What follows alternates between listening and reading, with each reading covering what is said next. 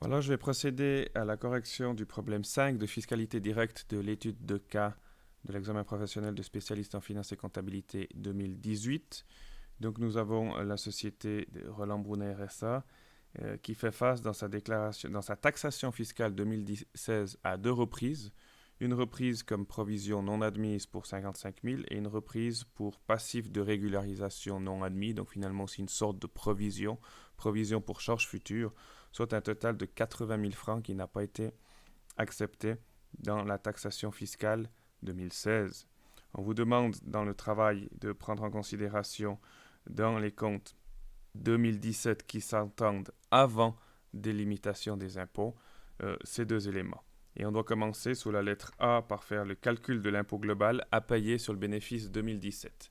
Première chose à faire, il faut remonter un petit peu plus haut dans la donnée et il faut prendre en compte le bénéfice comptable, le bénéfice officiel qui ressort du PP de 137 630 francs. Vous savez en passant que l'autorité fiscale, selon le principe de déterminance, doit toujours se baser sur les comptes établis d'un point de vue commercial, pour autant évidemment qui correspondent aux règles du Code des obligations.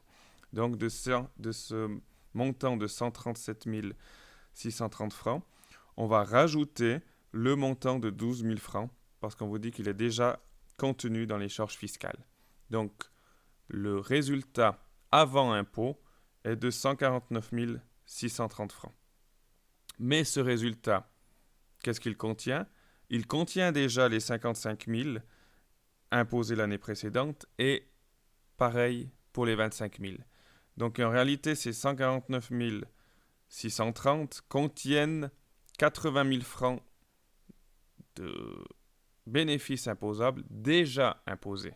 Parce que dans ces comptes 2017, finalement, on dissout les provisions imposées en 2016.